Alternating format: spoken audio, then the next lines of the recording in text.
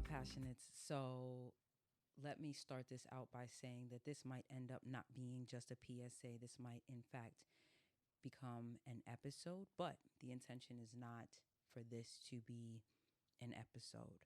I have been going back and forth with production. Things behind the scenes are such a learning experience, and they've been so challenging, and it's been exciting in different ways. It's been exciting in the way of, how do I do this? How do I learn this? Do I have the equipment for this? How can I make this be exactly what it was? How do I make it match the previous quality? How do I answer questions? I'm going to always keep it a stack with you. But I'm always going to do it with grace, with class, with tact. So yes, the production is back in-house. It worked out that way because there were budgetary challenges. Let's put it like that. So it was best for me to bring things back in-house and do a lot of on-the-fly learning, which if you've been with me since the previous pod, you know that that's how we got here. A lot of on-the-fly learning. It is challenging. It is sometimes unnerving, but I really have an amazing, amazing support system, amazing support team. They are invisible to you, but they are omnipresent for me. And I am grateful. I am grateful. I am grateful. And I want to make sure that when we start episodes, we're starting in gratitude and on the highest possible frequency, because sometimes we're going to discuss things that, I wouldn't say that they're low frequency, but they might get into more base spaces, and I might make statements that are a little bit more base, and I'm just speaking from a place of truth. So that said, I want to talk today about this concept of knowing your worth. It is essential for people to know their worth. Let me start there. I think it is essential for people to know their worth. And I feel like more of us don't. And even when we do, we don't ensure that other people are also aware of our worth. And even when other people know our worth, we still allow them to underpay us or in some way undervalue us, either make us feel undervalued by how they speak to us, how they handle us, how they handle our affairs, or by negotiating prices. And they want to save when it comes to us, but they'll pay top dollar when it comes to someone else. These are real things, and we have to be attentive to make sure that when we are establishing what we feel like our value is, that we're also ensuring that the people around us know what our value is. I just did a reel, and it was a dub of the fact that people that get upset when you set boundaries are the ones who never intended to respect them. That's a real thing, and it's very problematic. When it comes to knowing your worth, there are levels to that. There are levels to everything. Excuse me for touching the mic. I'm still getting accustomed to the equipment, etc. There are levels to knowing your worth. As an individual, your value is immeasurable, right? You are relevant. You are important. You are necessary. You are vital to this ecosystem, right? To the ecosystem of your relationship circles, right? Your sister circles, your brotherhood circles, maybe your spiritual encampments, whatever grouping you are a part of. If you are actually a part of that, then for some reason or other, you are significant in that space. And so there's knowing your worth in those areas, knowing what you're coming to the group with. I don't want to say coming to the table with, because I feel like that's starting to get a little bit overused, but coming to the group with, what do you bring? It's important to know your worth that way. When you are providing a service, it's important to know all of what you're providing so that if you had to assign a dollar amount to it, you could actually say, well, okay, I do this. This involves me coming from point A to point B. This involves me getting up at this time. This involves me being available and alert from this time to this time. This involves me. So, in order for me to do this, that means I can't do that. There's an opportunity cost here. In order for me to go here, that means I can't be there. There's an opportunity cost there. So, there are all these different places where, yes, it might seem like this is only this. It's only, this amount of time. And I'm actually basing this somewhat off of a conversation that I had just in terms of service. It only seems like it's a few hours until you realize everything that went into that few hours, the travel time that went into that few hours, the time that had to be traveled, not the travel time in terms of the duration of time that you were actually commuting, but the time that had to be traveled in terms of what time you had to get up or what time you had to leave a certain place. Then when you were there, you had to be alert, so you couldn't drink, or maybe you couldn't do this, or maybe you didn't get enough sleep and so you're sleep deprived, but you still need to be awake. And the person with whom I had this conversation absolutely understands that there's no shade being thrown or levied, right? I'm using this as an example. Same thing when you're offering a product. When you're offering a product, you need to know the value of that product. So let's say the product that I'm offering is this microphone. To you, it's like, okay, well, I mean, it's a microphone. I really don't feel like that particular microphone should cost $500. I feel like you're overcharging me. Okay, you may feel that way. However, you don't know what parts went into it. You don't, excuse me, Mr. Nat. Again, somebody, you know what? Passionate, could one of y'all like send me some neem? Do that for me. Like, that would be a great passion donation. Send me some neem oil so I can get rid of these gnats, because I'm tired of them trying to be my co-star. I'm finished. The products. So the microphone, you're saying it's too much at $500. However, the parts that went into it, I used certain metals. I used different quality this. So I use different, and I'm not going to sit here and pretend like I know the inner workings of microphones. The more involved into production things that you get, the more you start to understand why this costs this or that costs that, or why it's a valuable investment for you to spend the money on this as opposed to spending the little bit of money on that. Okay, knowing your worth. So as a company, if I decide I want to put out this microphone and I've assessed everything that went into it, from this part of the shell to the actual equipment that's inside of the microphone, to the foam that goes over the microphone, to making sure of the directionality of the sound. Can you use it in every direction? When I put all of that together, all of that is a part of the worth. All of that counts. All of that. So while you only see this, there were all of these things, including the time that I spent thinking about how to do it, the time that I actually spent sketching it out so I could create the design, the time that I spent with somebody, whether it was me that put it together or I went to somebody and I said, listen, I have this here. This is the product that I want to put out. This is what sets me apart from every other microphone maker in the world. This is why. And they say, okay, I can make that for you. And that's going to cost me this amount of money. I still got to recoup that. So there are levels to that worth. Why am I saying all of this? Because when you say to somebody, I know my worth, it's important for you to know those levels. It also is important for the person with whom you are discussing this to be able to say, well, this is why I am assigning this particular value or dollar amount, to enable them to see it the same way you do. If the person on the receiving end now, they are looking at the service that you're offering and saying, yeah, you are traveling at this time, you are traveling this distance, you are traveling for this amount of minutes, you only actually have to be up for this time period. Like, it's not that, you know what I'm saying? You only have to be invested for this amount of time. So I understand what you're saying in terms of, you feel like your time is worth more, but I feel like for what I'm asking, this should be the dollar amount, because the way they've assessed and assigned this worth is different from how you've assessed it, right?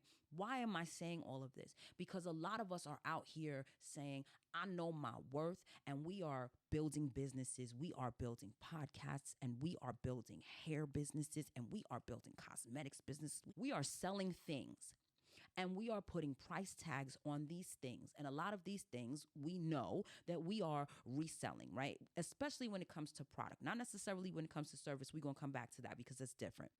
So we can assign this value and we can say, well, listen, if you don't want to pay $25 for these 25 millimeter lashes, that's fine. You can go to Company B, and Company B has them for $15. And if you feel like Company B is offering you a better value, and Company B also feels like they're getting their worth for $15, be blessed and be gone. I'm going to continue to sell these at 25 because I feel like that is my worth, and you are within your right. When it comes to service, you have to, when you're charging a certain amount, provide the service that the person is expecting. So I give this podcast, it's up every week. There is cost to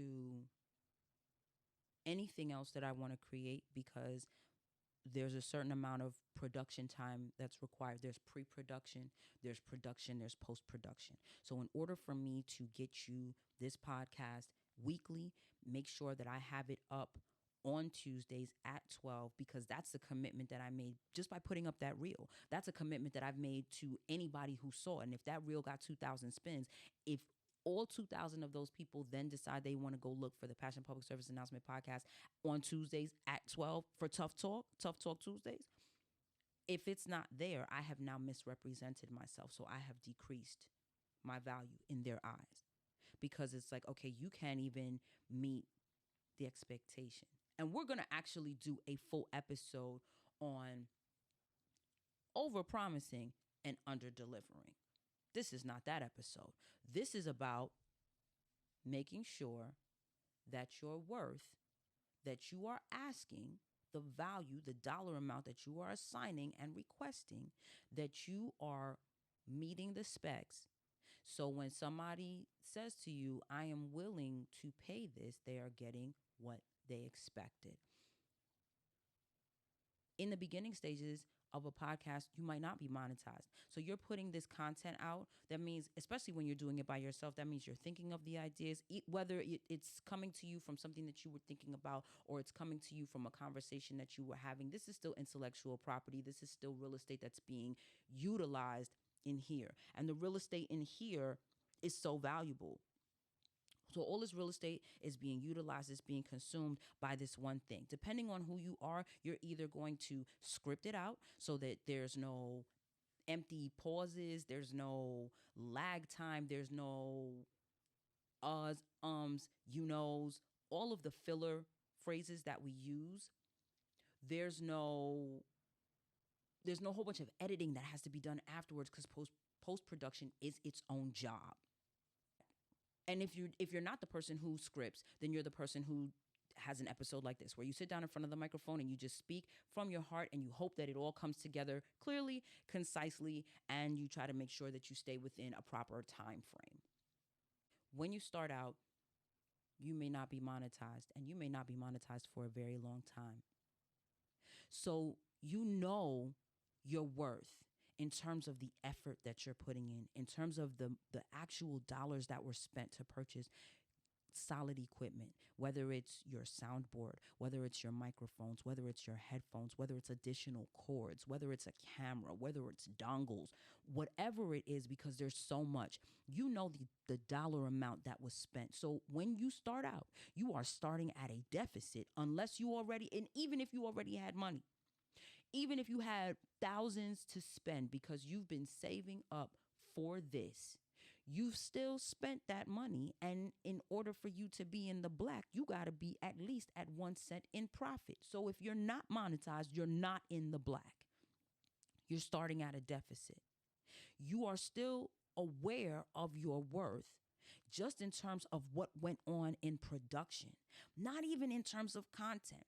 So now you've created this podcast. The content is spot on. You are giving messages. People are getting breakthroughs. People are learning. People are growing. People are becoming better based on what you're doing. You still are not making any money from that, but you know your worth. So you continue on because you know the money will come. You're not doing it right now for the money. You're doing it for the value that you're actually pouring into somebody else. You are absolutely representing the value that you absolutely possess. You are absolutely representing your full worth.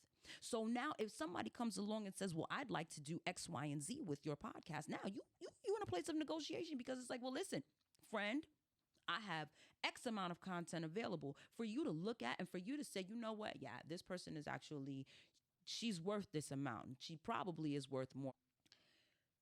You know your value, you know your worth. So if somebody comes to me, they say they want a part of this podcast, I know that I can say, well, this is what I'm bringing. This is what I'm bringing to it. This is what you're bringing to it. This is where we can agree. But if I were coming to you, and this is not even about equipment, because even if I was just coming to you with my phone, which I was, and can we keep it all the way a stack? Can we look at my phone? Can we look at the hole in the screen? Like, this is a real hole in the glass. You can actually stick your finger inside of it. All of the trees of life, the baobabs that exist in my screen,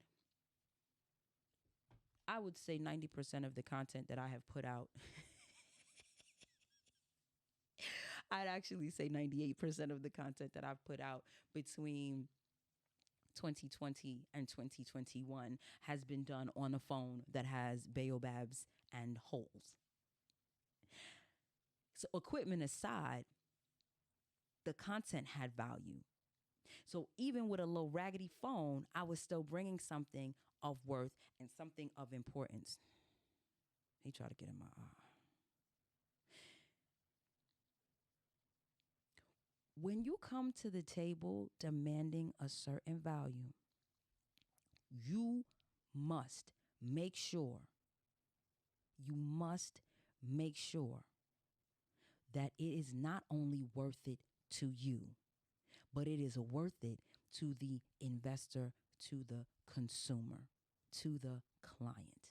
Whichever of the three categories they fall into, it has to be equally worth it to them to spend A, their time, B, their money, C, their network.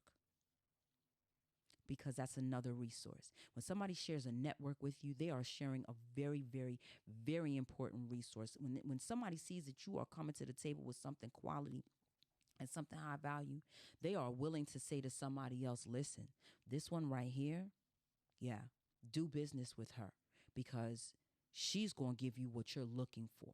She does phenomenal work.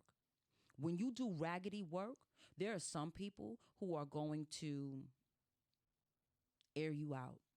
They're going to put billboards up, and they're going to say, I want everybody to know, don't do business with this person, because the work that they do is pupukaka, because they misrepresent themselves, because they lack honor. Or they're not going to say anything, and they're going to wait because they know that time,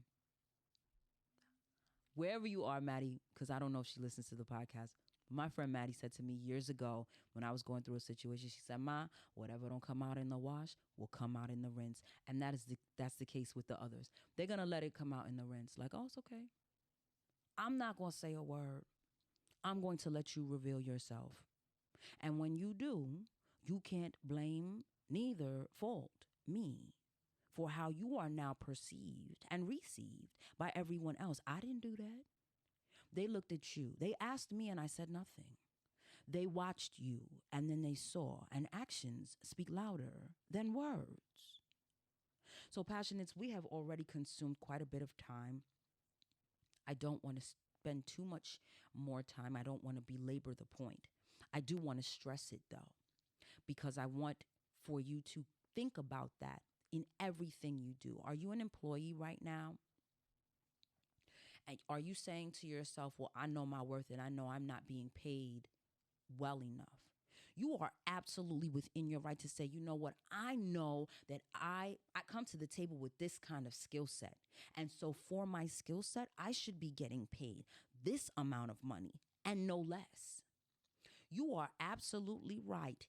If when you come to the table to actually start working, you bring and apply said skill set. You bring and apply the attitude that you said that you were going to come with. You said you were going to come and you were going to be in high spirits. You said that you were going to come and you were going to be energetic and you were going to keep your tone light. You were going to stay on a certain frequency. But you come in right now and you like, I don't want to be here. These people get on my nerves. Y'all don't pay me enough for this. In addition to your skill set, your attitude and disposition gets factored into your worth. So if your attitude and disposition is lacking or less than, people will consider that. And so while somebody may have said, you know what, you do have the skill set to go to the next level, you do have all that's required for you to excel and exceed, I'm not willing to pay you that because as a package, you are lacking. That's for the employee. For the employer, I know my worth as an employer. I'm offering these kinds of benefits. I'm offering this kind of salary. I'm offering, you really don't have to work that hard. It's a basic enough job. As long as you have some basic skills, you can do this. I feel like I should be able to offer this amount of money and I should be able to get this kind of employee. But you're a whack employer. People hate working for you. They don't like the way you talk to them. They don't like the way you talk about them. They don't like the way you do business. They might find you less than ethical. So no, they don't want to continue giving and giving and giving what they could possibly bring. They could be bringing 10 times more than what they're bringing, but they're not willing to even bring a fraction because you as an employer, while you say, well, this is my worth, they don't see it that way. So that's as an employer. As an entrepreneur, if you are running a business, remember a couple of things. One, your first customers are the people you work with. I had to do a report years ago on customer service, and that was one of the key points that I came upon in my research, that your first customer is the person that you work with, right? So when you're sending inter-office memos or intra-office memos, whether you're sending an email or you're sending a memo, writing in caps is not a style. It is you yelling. So here's the thing. If you write in all lowercase, people are probably looking at you questionably. If you write in all caps, people are trying to figure out why you're yelling. If you don't use punctuation, people are irritated every time you send something. That includes on social media. Reading your comments where you put no, and they have to sit there and try to decipher where the sentence ended or what should have been a comma. Nobody wants to do that. Okay? This person that is on the receiving end of this correspondence is your customer. They are receiving something from you, be it a service, be it a product. In this case, it's a product. They are receiving something and they are dissatisfied with the product they are receiving. So while you feel like you're an excellent communicator, that is not what this correspondence is showing me. This correspondence is showing me that you are a poor communicator because I have to decipher something that to me appears unintelligible. I have to determine whether or not you are actually yelling or if you were too lazy to depress a button and release the caps lock. That's too much. So while you feel, again, like you are a great communicator, the jury's out on that. Even when you're speaking. If when you're speaking, you're always speaking like this and nobody can ever hear what you're saying, or you slur your speech and you feel like people should understand you because you understand you. No, that's not how it works. It doesn't. So, are you being judgmental? No, I'm not being judgmental. I'm trying to understand what you're saying, and I can't. So, as a customer, I'm dissatisfied. with what's happening here. So this same worth that you keep assessing to yourself and assigning to yourself, I'm hard pressed to meet you in that understanding, because that is not my experience with you, right? So now, if the people internally are not having this experience, only imagine the people externally, your other customers, the ones who are paying for this service. They are not willing to pay for something that they find lackluster, for something that they find lacking, for something that they find anything less than what it should be. They're not. They will move on to somebody else. And while there's going to be a customer base for you, is it going to be the best customer base? Is it going to be the people who you are going to be able to not only have as a customer one time, but you're going to be able to turn them over as a repeat customer? All of these things matter. So keep all of these things in your pocket. Figure out where you fall on that spectrum. Are you the entrepreneur that's starting out? Are you the employer? Are you the employee? Are you the friend? Whoever you are in this scenario, whether you are offering the service or you're on the receiving end of the service, knowing your worth is only part of it. Knowing your worth and expecting for your worth to be honored is fair, but there has to be room and allowance for the person on the receiving end at how they're experiencing it. If they don't experience it the same way, they're not going to want to give you what you feel you're worth, because they don't feel that you're worth it. I've said enough. This was not supposed to be an episode, but here it is. This is episode 5. Go forth. Be great, be filled with bliss, be armed and empowered with knowledge. Know your worth. And know that your worth will be honored at the place that the person receiving it or experiencing it is. Does that make sense? I hope it does. If it doesn't, it made sense in the episode. Rewind. In all things, be passionate.